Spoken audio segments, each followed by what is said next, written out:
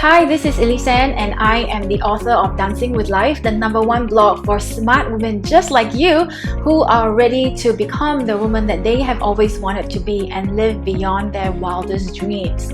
Alrighty, so today I want to talk about your two BFFs and my two BFFs, and their names are fear and worry.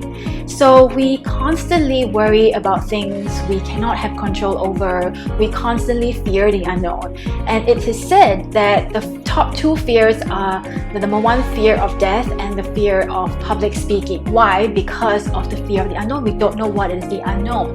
However, I want to let you know that it is in the unknown that wildest dreams happen. Amazing possibilities lies in the unknown. Because if you look at your current reality right now, and if it's not going as well as you want to be, or you are stuck in the status quo, then how can the best be happening in the current reality? So therefore you have to shift your mindset, and you need to allow your mind to sit in and to believe and to actually fully experience and be okay that the unknown is not as scary as you think it is, and to constantly gift yourself that new normal experiences. So what I found in my own experience with fear and worry is that it is actually a self-fulfilling prophecy, because none of us are excused. No matter how special you are still governed by the law of attraction. And what does the law of attraction state? Like attracts like. And so there is no way that you can expect abundance but in the vibration of worry. I think it was Einstein who said that you cannot create a solution with the same mentality or same consciousness that created the problem in the first place. So if you want a new result, then you have to be a different person, to think differently, and to at least be in a different level of awareness and what we call consciousness. So if you have manifested all your worries and if all your fears have come true, then I guarantee you that you are a great manifester. You are a great creator in your life. You just created something that you didn't want, but you didn't know any better. And based on my own interaction with fear and worry, I can also tell you that fear and worry is also an addiction. It's also a very bad habit. So it is easy for us human beings to tend to focus on the negative stuff and to actually believe that it will happen even though we do not want that to happen. First of all, I am not saying that you might be a drama queen or you might be in the victim mindset, but you might as well be. You could be. Because when we are when we romanticize with the idea of worry and drama, it really has a story. It gives us a awkward, peculiar kind of pleasure. And without those stories, who are you? That's an identity that you have identified with. And if you want to let that go, you gotta let that identity go. And our mind will be thinking, oh my God, that means I'm about to die. And we don't want to die, do we? And really the function of fear and worry is to keep the ego alive. Without fear and worry, there is no reason for the ego's existence. So whenever shit hits the fan, our first defense, our first reaction will be worry. And if by worrying we'll create the results, then we'll all be skinny billionaires by now. There would be no climate change. There would be just absolutely beautiful life and people all around us. But that's not the case. So I wrote a blog recently about the #1 pollutant in the world. It's actually emotional pollution. Not all of us indirectly are associated with noise pollution or air pollution. We contribute in some shape, size, or form, but we're not directly contributing to it. But what we are directly contributing to is the emotional pollution.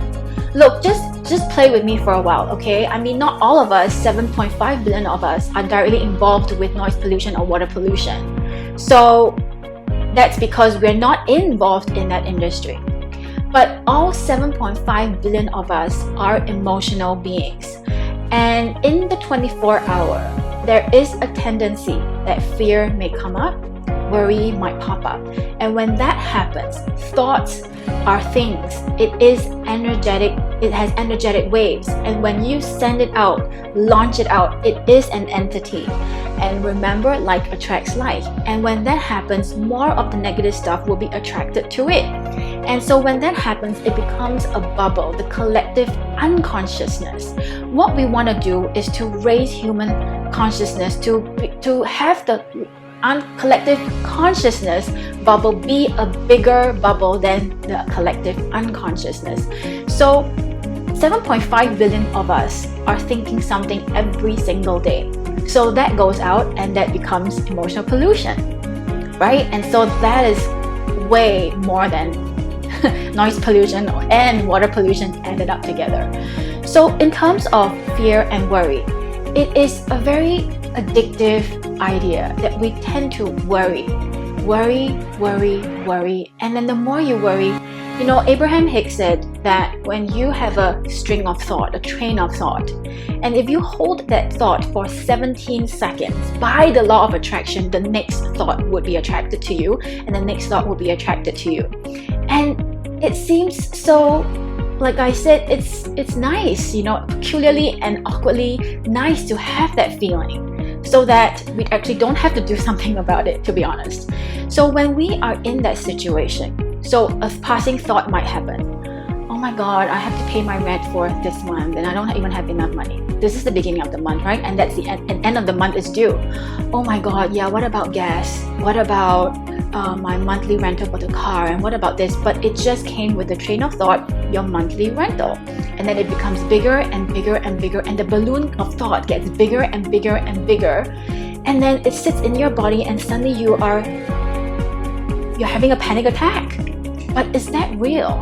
It's not. Everything is happening within yourself.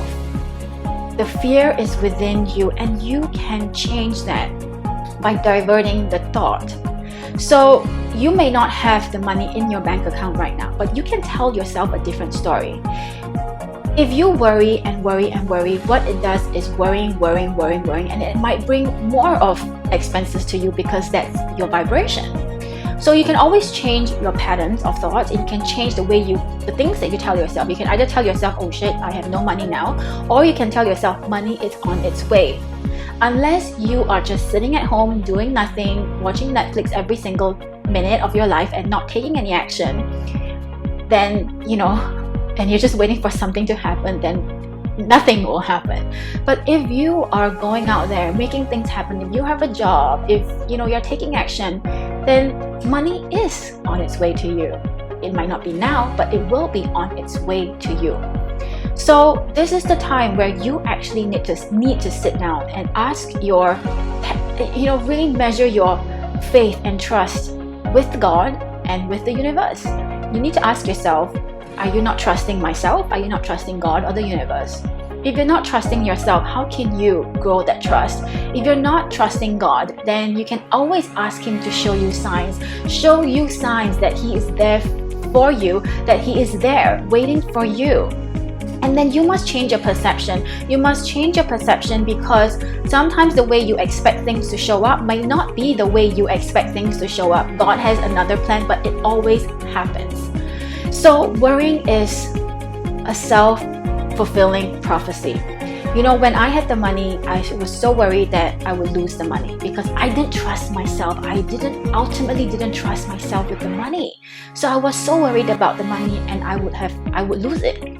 When I had clients, I'll be so worried that I would not be able to, fulfill their services, or, I'll just worry for the sake of worrying, and then they would leave. So all in all, you might think, oh my God, there's something wrong with me.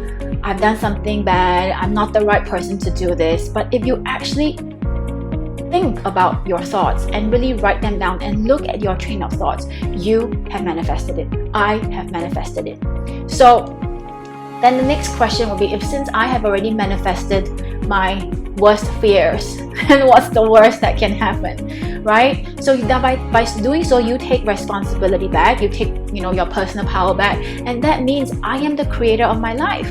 That means I can create a life that I truly want. It's just that I need to shift focus to what I want, and that takes time, because it's really about you having to override your past experiences and continuously gifting new experiences to yourself, so that it will override that old experience eventually, and you give your body a new experience.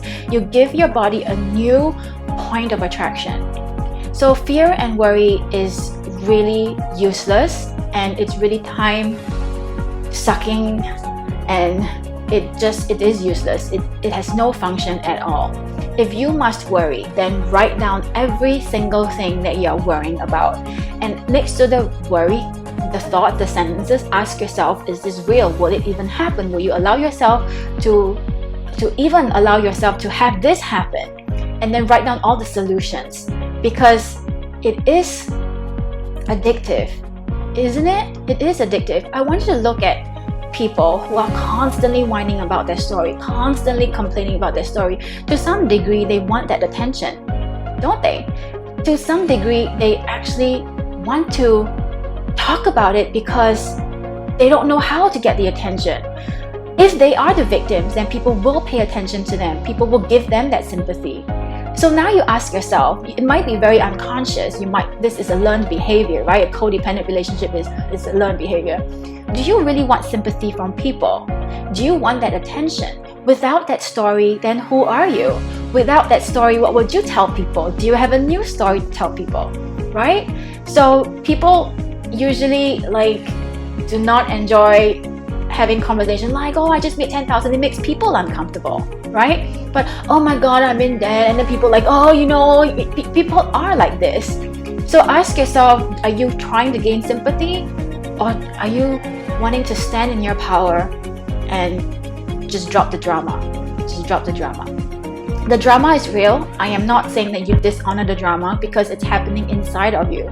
All you need to do is to just question yourself, question your emotions, question every single thing, because sometimes it might not even belong to you. So when the fear and worry pops up, ask yourself, whose voice is this? Who does this belong to?